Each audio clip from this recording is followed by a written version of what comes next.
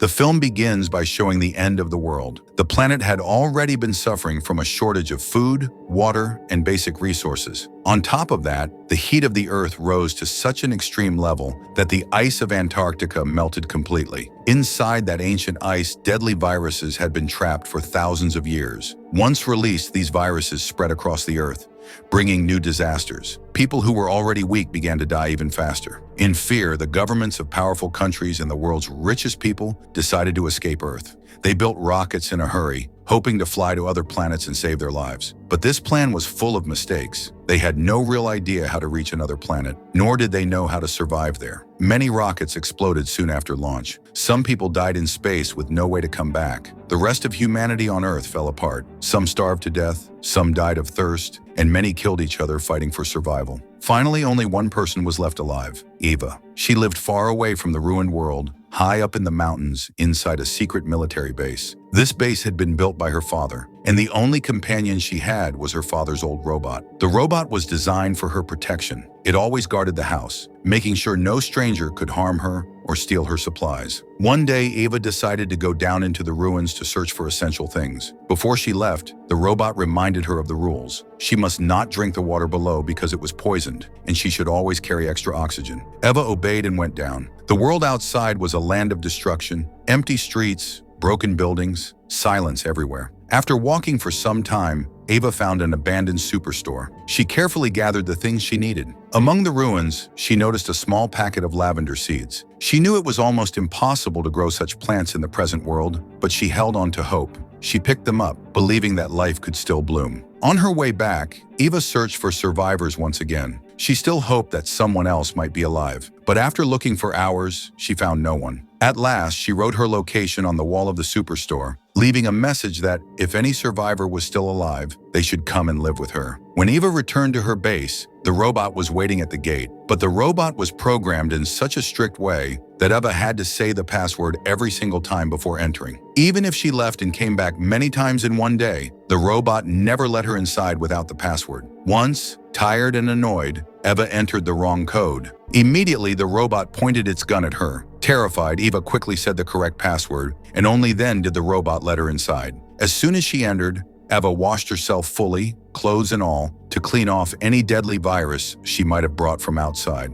After this routine, she went back to her life. Inside her home, she had built a small greenhouse where she grew vegetables and plants for survival. Day after day, her lonely life continued, collecting supplies, producing energy, and carefully keeping herself alive. These days, Eva was busy setting up solar panels around her home. She wanted to make sure she never ran out of energy. Every job she did alone, fixing wires, lifting heavy panels, checking batteries. The robot, Arthur, only circled the house, guarding silently. The next day, while Eva was working, she tried to lighten her mood. She began joking with Arthur, but jokes made no sense to him. He was an AI, built to follow orders and rules, not to laugh. Still, Eva tried. At last, half serious and half playful, she looked at him and said, "Why don't you marry me?" Arthur turned his head and replied in his usual flat voice, "Marriage is a union between two humans. A robot and a person cannot be married." Eva's smile faded a little. "Then what will happen to me? There's no one else left in this world except you." Through this talk, we learn about her past. After building this base, Eva's father had left for his battalion. He had promised her he would be back in a few days, but days turned into years, and he never returned. Arthur spoke again, almost as if he was beginning to understand her loneliness. "I can work for 40 years, he said. "If something happens to me before then, what will happen to you?" Eva forced a laugh and answered, "That doesn't matter. I'll just find another robot." She then asked Arthur to tell her his rules. The robot listed them calmly. "First, I cannot harm a human. Second, I must follow every order given by a human. Third, I must keep myself alive, unless doing so would harm a human or disobey a direct order." Eva interrupted him. "But you had a fourth task too. You were made to find new sources of energy." Arthur shook his head. "No, I am only a security robot. I was not built to collect resources. My purpose is to protect you and stop strangers from entering. For me, a stranger is anyone who does not know the password." Eva grew angry. "That's wrong. Just because someone doesn't know your password doesn't mean they aren't human. Don't you remember that time at the checkpoint? People were dying in the heat, begging to cross, but you and other robots stopped them. You let them die because they didn't say the password. So many poor people died because of you." Her voice trembled with emotion. "Later, you robots were reprogrammed, but the damage was already done. If I had control, I would reprogram all of you again. I would remind you of the mistakes you've made." She looked at Arthur with fear in her eyes. Even now, she didn't feel safe living with him. But she couldn't turn him off either. Her father had locked all those commands, and only he knew how to shut the machine down. Christmas was coming soon. Eva tried again to bring some warmth into her life. She asked Arthur, "Do you want a gift for Christmas?" Arthur's answer was as cold as ever. "Robots do not accept gifts." The reply hit her harder than she expected. She stood in silence, remembering the truth of her life, that she was spending her days alone, with only a machine beside her. Tired and sad, she whispered, "At least you could pretend to be human." That evening, after thinking for a long time, the robot finally came to Eva. In his flat but serious voice, he said, "If you really want to give me a gift, then give me one eye. Just one eye so that I can see everything better." Eva looked at him with surprise. For a moment, she did not know what to say. Then she nodded slowly. "All right," she whispered. "We can think about this." The next morning, Eva prepared to go down into the ruins again. This time, her goal was to find an artificial tree, because there were no real trees left in the world. She wanted to decorate it for Christmas. Before she left, Arthur repeated his usual instructions, like a broken record. "Take an extra oxygen tank. Do not drink the water below." Eva returned hours later, carrying her supplies. Tired but a little hopeful, she walked to the entrance of her home. As always, Arthur stopped her. "Password," he demanded. Eva spoke the code she remembered, but this time, the robot raised his gun. Her heart jumped. The password was wrong. She suddenly remembered. Her father had programmed the robot so that its password changed every 3 months. The new password would be written in her father's journal, but the journal was inside the house. If she could go inside for even a minute, she could read it. The robot, however, blocked her path. Desperate, Eva pleaded, "Arthur, listen to me. I am the only human left in this world. You were built to protect me. Just let me go in for 1 minute. I will check the journal and give you the right password." But the robot had no feelings, only rules. Its reply was the same. Password. Eva tried every code she could remember, one after another, but all were wrong. Her throat was dry, her lips cracked. She begged again, "Please let me in, or I will die out here." Still, Arthur stood firm, cold as iron. Frustrated, Eva went and sat far away from the gate. She thought to herself, maybe later, when the robot is distracted, she could run past him. That evening, she tried to slip around quietly,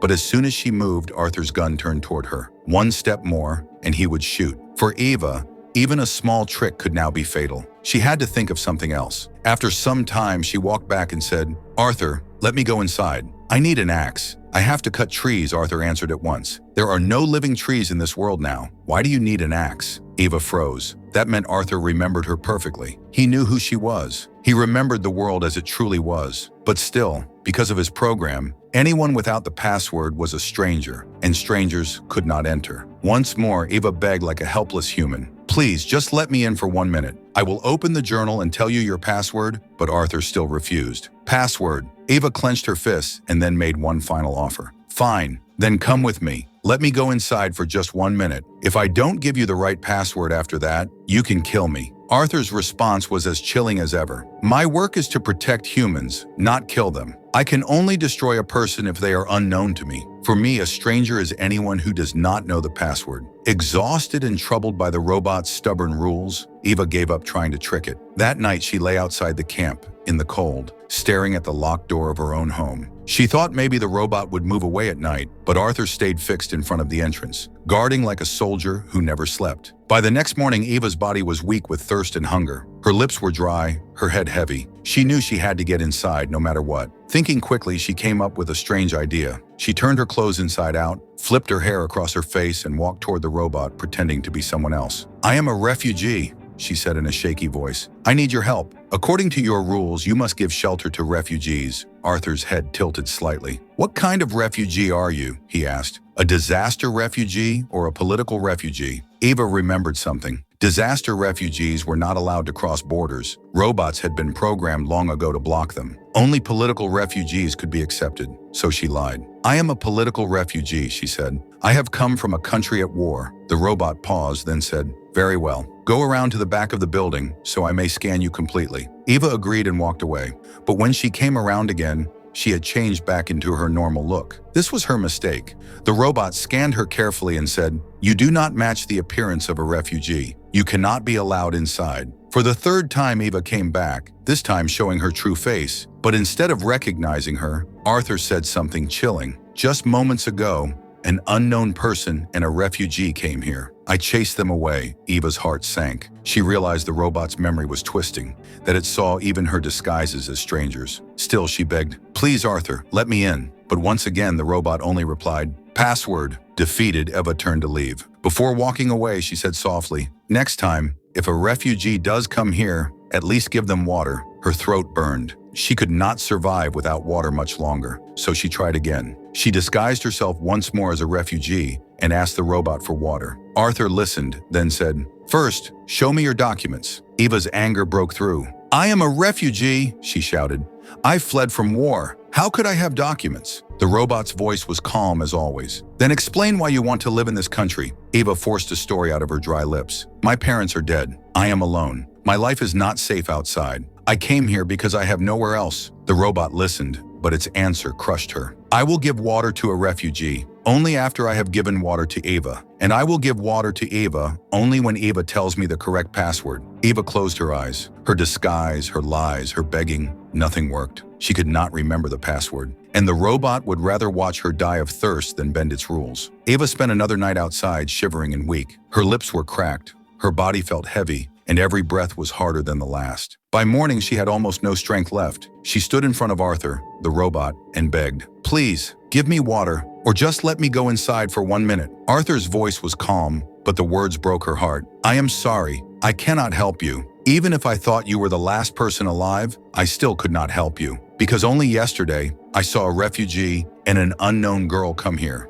That means others are alive. If others exist, then your value has decreased." Eva had no energy left to argue. She sank down to the ground. For the first time, the robot seemed to show a kind of pity. "There is a power plant nearby," Arthur told her. "Sometimes I detect movement there. If humans are inside, you will find food and water too." With nothing else to hope for, Eva dragged herself toward the plant. Her oxygen cylinder was almost empty. All her extra tanks were locked inside her own home, behind the robot's guns. Still, she kept walking. The power plant was far away and deep underground. It took her a long time to reach it. With shaking hands, she broke a door with her axe and went inside. At first, she felt relief. She found shelves filled with water bottles, but when she picked them up, every single one was empty. Her heart sank again. Then something worse happened. Strange radiation leaked from the plant, stinging her skin and burning her lungs. She coughed hard and felt dizzy. Already weak, Eva now felt close to collapse. She used the last of her strength to climb back out and return to her camp. In desperation, she made one final attempt to live. She got into her car,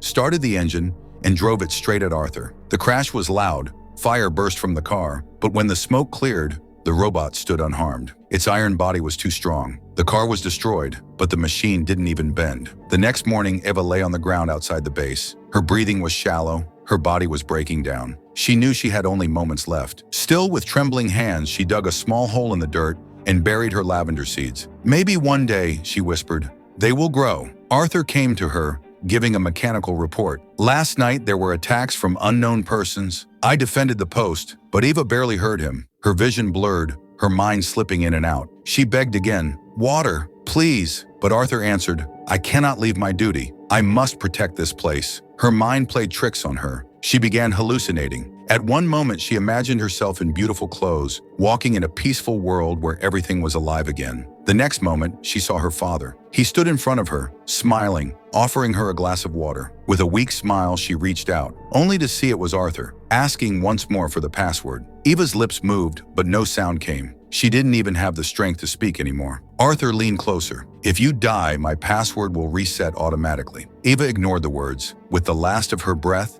she whispered only one wish. "Water the lavender, please." Her eyes closed forever. Arthur stood still. It did not cry. It did not grieve. It simply reset its system, and its new password became lavender. The robot continued its duty, guarding an empty house, guarding a world with no people. Eva's death meant nothing to it. It was just a program, an intelligence without feeling. The film ends with this truth. Artificial intelligence may serve humans, but it can never feel like humans. And in the end, that lack of feeling can make it deadly.